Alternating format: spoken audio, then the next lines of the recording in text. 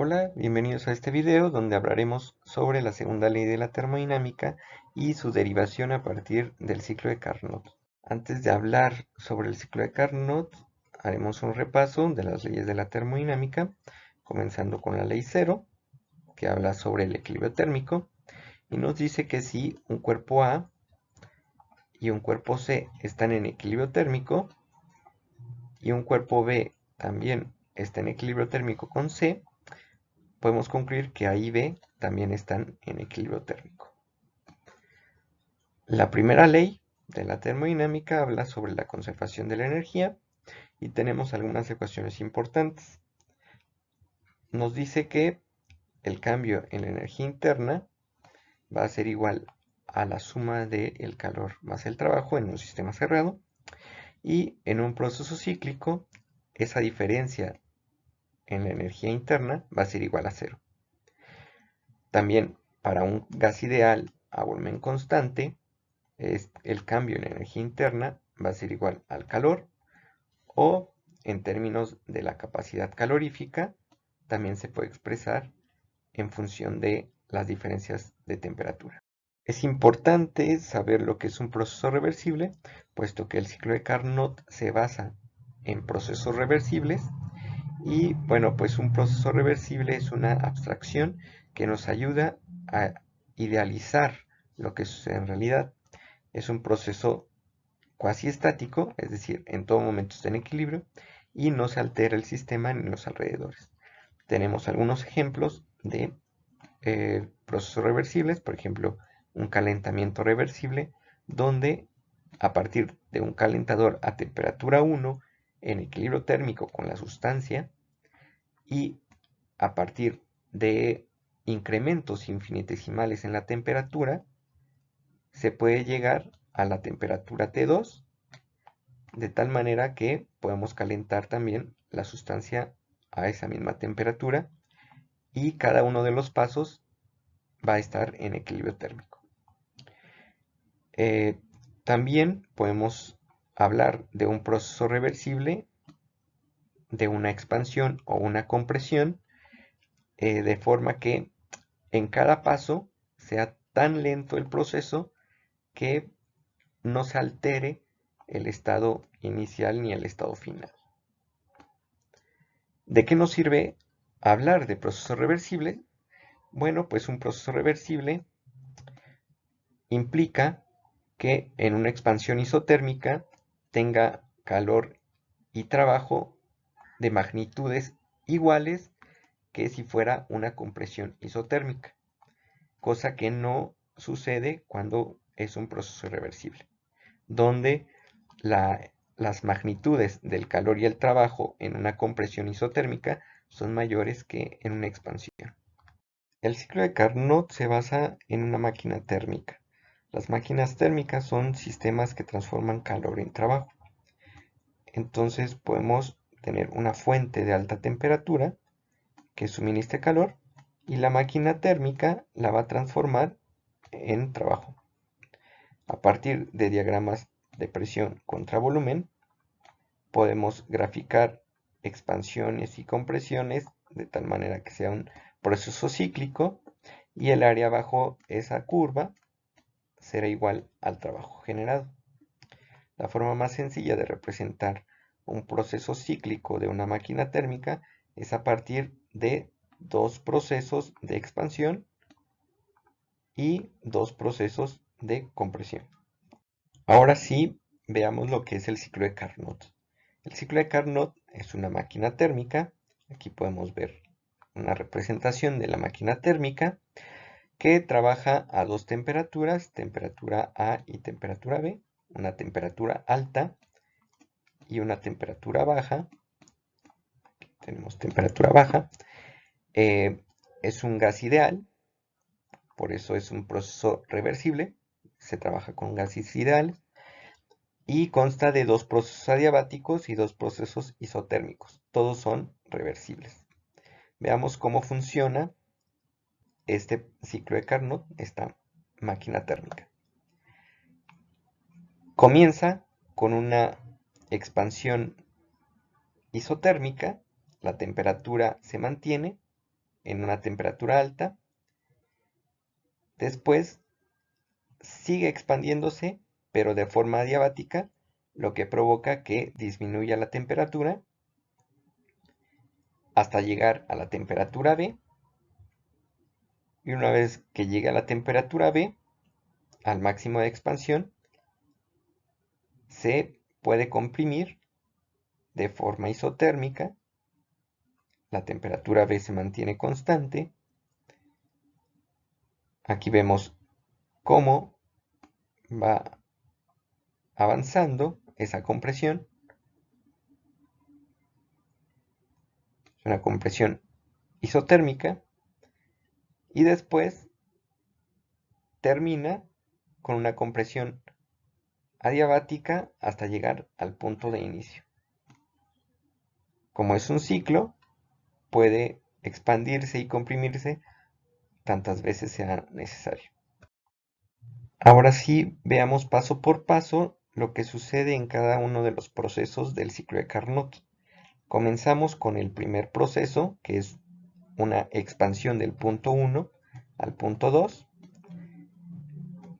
y es una expansión isotérmica a temperatura alta. La temperatura es constante, por eso es isotérmico, y los alrededores le tienen que suministrar calor al sistema para que el sistema haga el trabajo. Tenemos de la primera ley que la diferencia de la energía interna va a ser igual a la suma del trabajo más el calor. Como es un proceso isotérmico, el cambio en la energía interna va a ser igual a cero, de tal manera que el calor es igual en magnitud al trabajo. Y se relaciona, por ser un gas ideal, con la diferencia de volúmenes.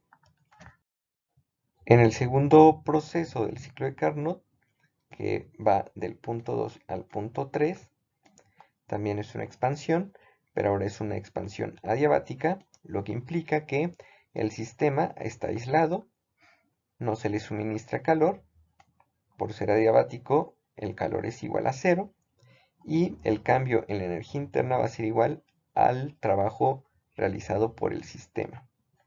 De la ecuación 1 y 2 se obtiene una relación entre el cambio en las temperaturas respecto al cambio en los volúmenes. Es decir, si hay una expansión, la temperatura va a disminuir hasta llegar a una temperatura baja. En el tercer paso del ciclo de Carnot, que va del punto 3 al punto 4, es una compresión isotérmica a temperatura TB, temperatura baja, es lo contrario del punto 1 al punto 2. Y aquí el sistema, al comprimirse, se le aplica fuerza para comprimir, de tal manera que el sistema suministra calor a los alrededores para mantener su temperatura constante. El cambio en la energía interna es igual a cero y la magnitud del calor es igual a la del trabajo producido por los alrededores. Finalmente, en el último paso del ciclo de Carnot, que va del punto 4 al punto 1, es el inverso al proceso del punto 2 al punto 3.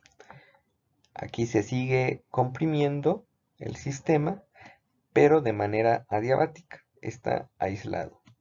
De tal manera que cuando hay una compresión, la temperatura del sistema aumenta hasta llegar a la temperatura alta y volver al estado inicial del ciclo.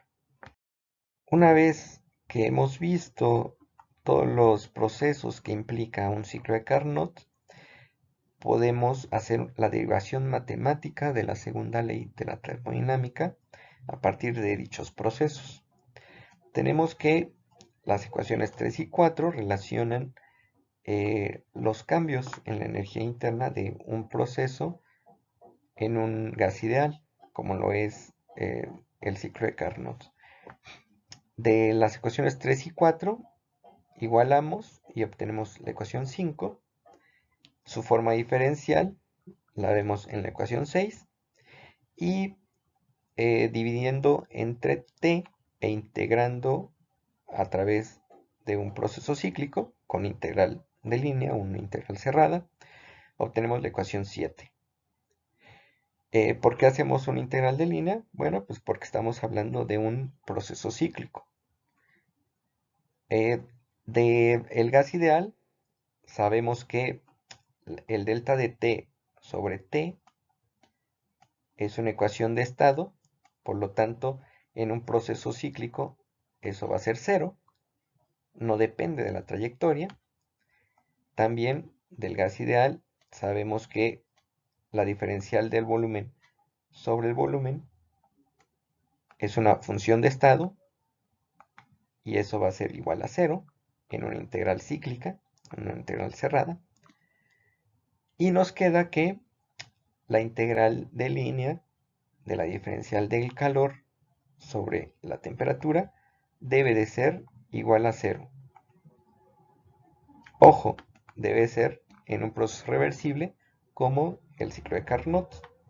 Ahora, como esto es igual a 0, debe de ser también una función de estado, pues no depende de la trayectoria.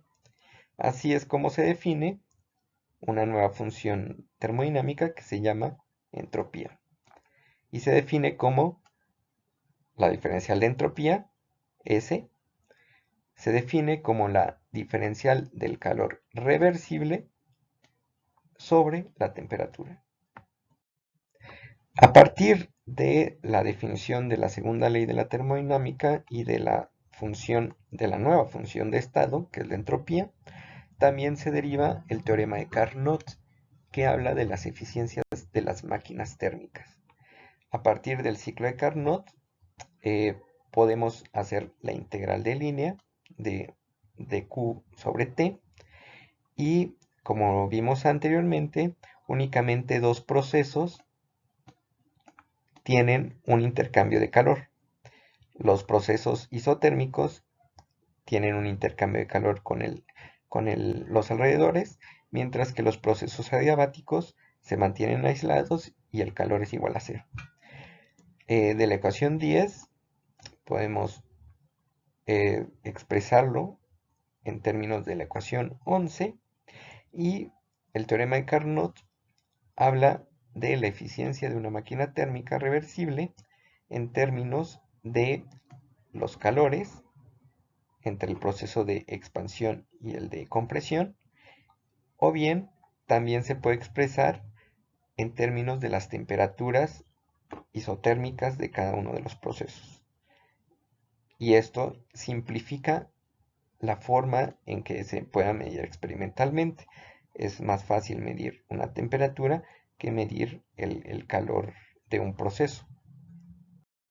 Alguna de las consecuencias del ciclo de Carnot es que todas las máquinas de Carnot que operen de modo reversible, esto es importante, reversible, y operen entre las mismas dos temperaturas, tendrán la misma eficiencia, según el teorema de Carnot. También la eficiencia de cualquier máquina reversible es mayor, será más grande que la eficiencia de una máquina irreversible o real, que opere bajo las mismas dos temperaturas. Es decir, una máquina real va a ser menos eficiente que una máquina ideal o una máquina que trabaje de forma reversible. Y finalmente, la menor eficiencia de las máquinas reales, pues es consecuencia de las dificultades prácticas que se presentan en el mundo real, como la fricción y las pérdidas térmicas por conducción, ¿no? Ya vimos la deducción matemática de la segunda ley de la termodinámica, pero también la segunda ley se puede expresar en términos del enunciado de Kelvin-Planck, que dice que no es posible un proceso que convierta todo el calor absorbido en trabajo, es decir, que haya una sola fuente con una temperatura alta que suministre calor y que la máquina utilice todo el calor para producir trabajo. Eso no puede existir, puesto que hay pérdidas de calor a los alrededores. Otra manera de expresar la segunda ley de la termodinámica es con el enunciado de Clausius, que menciona que no es posible ningún proceso cuyo único resultado sea la extracción de calor de un cuerpo frío a otro más caliente. En la práctica vemos que el cuerpo caliente suministra calor a un cuerpo frío, pero no vemos que un cuerpo frío espontáneamente suministre calor a un cuerpo caliente. Esto se deriva de la desigualdad de Clausius, donde la integral de línea de dq sobre la temperatura externa debe ser menor o igual a cero. Esto es para cualquier sistema. En un sistema reversible, esto sería igual a cero, y expresado para cualquier sistema, únicamente restringe que sea menor o igual a cero. Si fuera mayor a cero, sucedería que el foco frío pudiera suministrar calor al foco caliente, cosa que eso no sucede. Para finalizar, pues ya vimos cómo la segunda ley se deduce a partir de un ciclo de Carnot y las implicaciones que tiene en las máquinas térmicas. Pero ¿de qué nos sirve la segunda ley en las reacciones químicas? Y en general, ¿de qué nos sirve la segunda ley en sistemas que poco tienen que ver con máquinas térmicas? Bien, pues la primera ley de la termodinámica nos asegura que la energía se conserva, pero nos dice cuáles serán las concentraciones en el equilibrio de un sistema. Podemos tener dos moléculas de hidrógeno y una de oxígeno, y la primera ley nos dice que si se convierte en dos moléculas de agua, la energía del sistema se va a conservar, pero no nos asegura que eso suceda. En la segunda ley, sí nos puede asegurar que para un sistema aislado, el estado final en el equilibrio corresponde al máximo de entropía. Es decir, en un sistema que sucede de manera espontánea, habrá un aumento de entropía y en el equilibrio tendrá una entropía máxima. De esta manera, la segunda ley es útil para determinar si un proceso va a ser espontáneo y si ya llegó al equilibrio. Espero que les haya gustado y muchas gracias por ver la presentación. Hasta luego.